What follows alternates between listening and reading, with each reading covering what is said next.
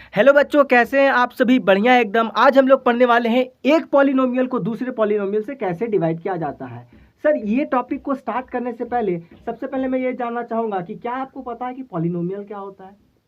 Sir, अगर आपको पता नहीं है कि पॉलिनोमियल क्या होता है तो मैं आपको बताता हूँ। तो बेसिकली कोई भी ऐसा एक्सप्रेशन जो इस फॉर्म का दिखता हो। किस फॉर्म का sir? a0 x to the power n plus a1 x to the power n minus 1 plus a2 x to the power n minus 2 plus dot dot dot plus an minus 1 x to the power 1 plus an। मतलब कोई भी अगर आपका expression इस form का दिखेगा तो उसको हम क्या बोलेंगे? पॉलिनोमियल बोलेंगे। तो सर, पॉलिनोमियल किन चीज़ों से मिलकर बना हुआ है? आप यहाँ पर साफ तौर पर देख रहे होंगे। X to the power n क्या है? Variable. X to the power n minus 1 क्या है? Variable. X to the power n minus 2 क्या है? वेरिएबल।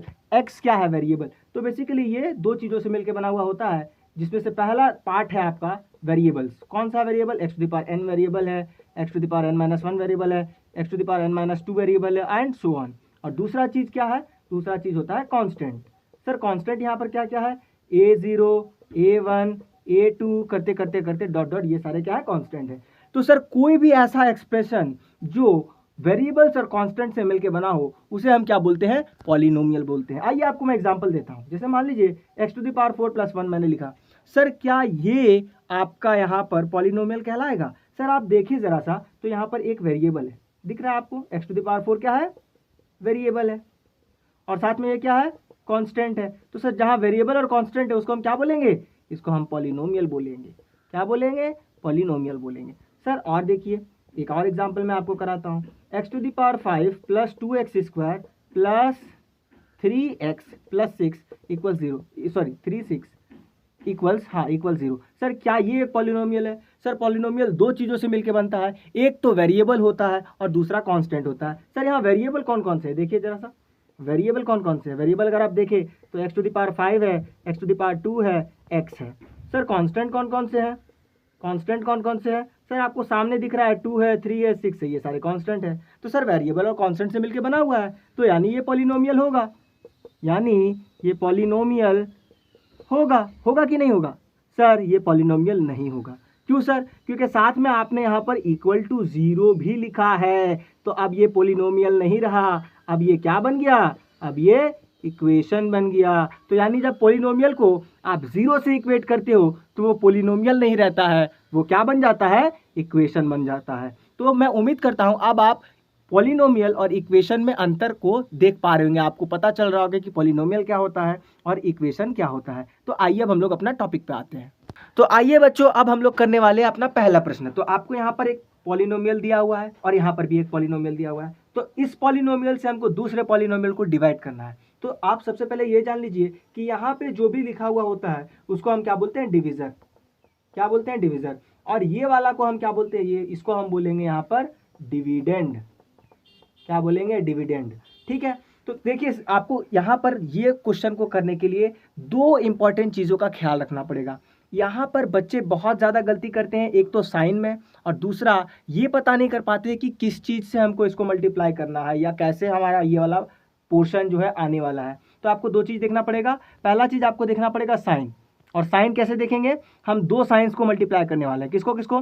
डिविजर को और डिविडेंड का। डिविजर और डिविडेंड का साइन को हम लोग मल्टीप्लाई करेंगे। ये है डिविजर, इसका साइन डिविडेंड का साइन से मल्टीप्लाई करेंगे और हम लोग देखेंगे कि क्या साइन यहाँ पर आने वाला है। और दूसरा चीज़ आपको क्या देखना है कि डिविडेंड का पहला टर्म कौन सा है और डिविजर कौन सा है, और यहाँ से वहाँ तक जाने के लिए हमको क्या मल्टीप्लाई करना पड़ेगा। तो आइए अब हम लोग इसको सॉल्व करते हैं। सबसे पहले देखिए, डिविजर का जो साइन है वो प्लस है, डिविडेंड का पहला टर्म का जो साइन है वो भी प्लस है, तो प्लस इंटू प्लस क्या आ जाएगा? प्लस। अब देखिए, यहाँ पर आपका डिविजर में क्या है? 2x स्क्वायर है, और डिविडेंड का पहला टर्म क्या है? 4x टू द पावर 5 है। यहाँ से वहाँ जाने के लिए आपको क्या करना पड़ेगा? एक तो आपको ये कांस्टेंट जो है सेम टू सेम आना चाहिए, और ये वेरिएबल भी सेम टू सेम आना चाहिए। तो यानी आपको देखना है 2 से मैं 4 पर कैसे पहुँचूंगा। क्या करना पड़ेगा मुझे? 2 से मल्टीप्लाई करने का, क्योंकि 2 को जब 2 से मल्टीप्लाई करेंगे तो 4 आ जाएगा। दूसरा चीज़ क्या है? इधर मेरे पास है x टू द पावर 2, उधर मेरे पास है x टू द पावर 5। तो x टू द पावर 2 से x टू द पावर 5 में पहुंचने के लिए क्या करना पड़ेगा? x टू द पावर 3 से मल्टीप्लाई करना पड़ेगा। यानी इस टोटल को हमको किससे मल्टीप्लाई करना पड़ेगा? 2x⁻³ से मल्टीप्लाई करना पड़ेगा। तो यानी यहाँ पर आ जाएगा 2x⁻³।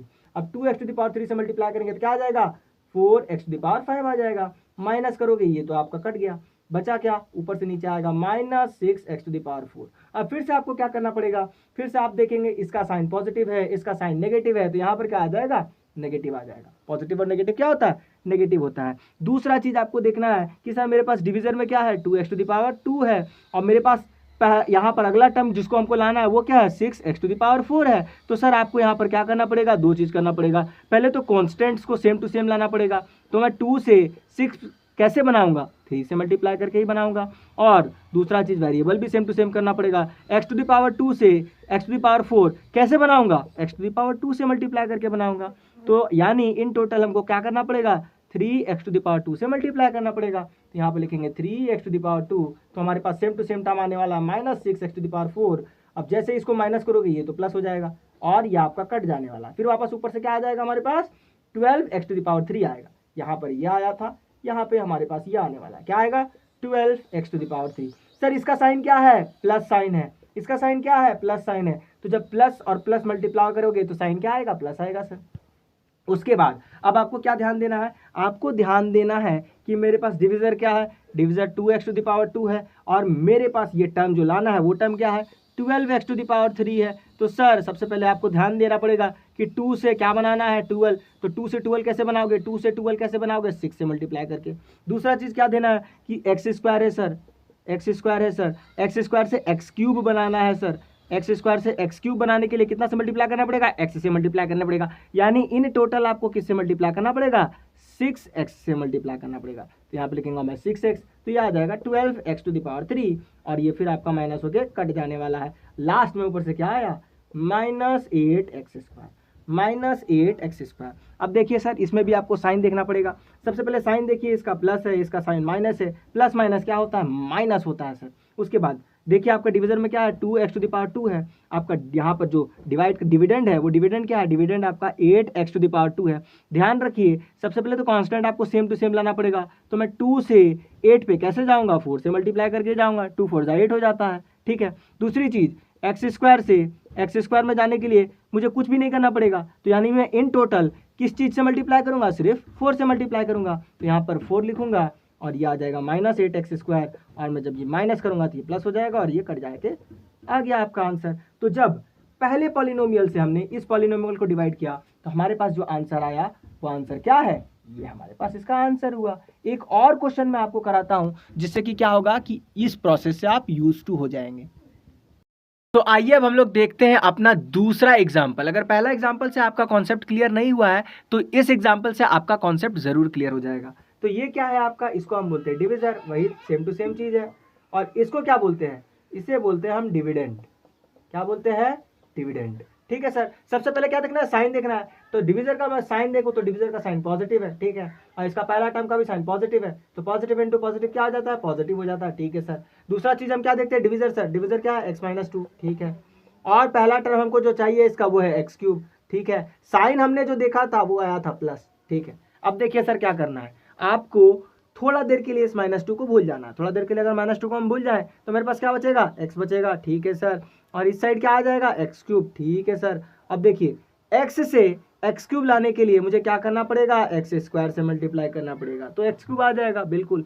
लेकिन सर हमारा जो डिविजर था वो सिर्फ x थोड़ी था, हमारा डिविजर तो पूरा x-2 है। तो यानी इस पूरा x-2 को x² के साथ मल्टीप्लाई करना पड़ेगा विथ साइन। तो x इंटू x² क्या हो जाएगा, x³ हो जाएगा, ठीक है सर। माइनस साइन, ठीक है सर। 2 इंटू x², 2x², ठीक है सर। और साथ में किससे किए थे हम लोग, देखो x² से किए थे, तो यहाँ पर हमको x² लिखना पड़ जाएगा। अब जैसे ही हम इसको माइनस करेंगे, ये माइनस साइन, ये प्लस साइन, ये तो कट जाने वाला है।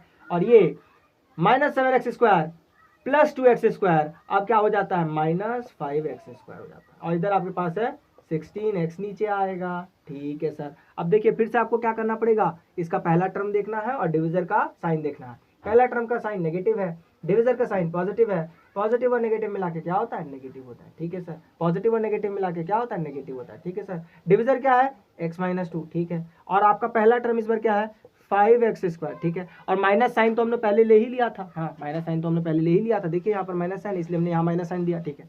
अब थोड़ा सा देर के लिए इस -2 को भूल जाइए, तो आपके पास यहाँ बचेगा x, इधर बच जाएगा 5x²। अब देखिए कुछ नहीं है तो 1 तो मल्टीप्लाई में होगा ही, तो 1 को किससे मैं मल्टीप्लाई करूँ कि 5 आ जाए, तो 1 से अगर मुझे 5 तक जाना है तो मुझे 5 से मल्टीप्लाई करना पड़ेगा, ठीक है सर। और x से x² तक जाना है तो मुझे क्या करना पड़ेगा, x से x² तक जाना है तो मुझे x से मल्टीप्लाई करना पड़ेगा। तो इन टोटल 5x से मल्टीप्लाई करना पड़ेगा, किससे मल्टीप्लाई करने का, 5x से मल्टीप्लाई करना पड़ेगा। लेकिन सर यही सिर्फ आपका पूरा डिविजर थोड़ी है, आपका पूरा डिविजर तो x-2 है, तो इस पूरा x-2 को 5x से मल्टीप्लाई करना पड़ेगा विद साइन, इस पूरा x-2 को 5x से मल्टीप्लाई करना पड़ेगा with sign.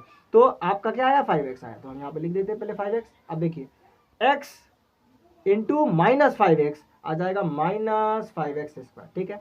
Minus minus plus हो जाता है, 2 5 जा 10 हो जाता है, और x है साथ में तो x आएगा। अब जैसे ही मैं माइनस करूंगा तो ये तो आपका प्लस हो जाएगा और ये आपका माइनस हो जाएगा, ये आपका कट जाएगा, बचेगा कितना, 16x² minus 10x, sorry 16x minus 10x, आपका पास यहाँ पर आ जाएगा 6x, और ऊपर से क्या लाना पड़ेगा आपको, -12 भी लाना पड़ेगा आपको।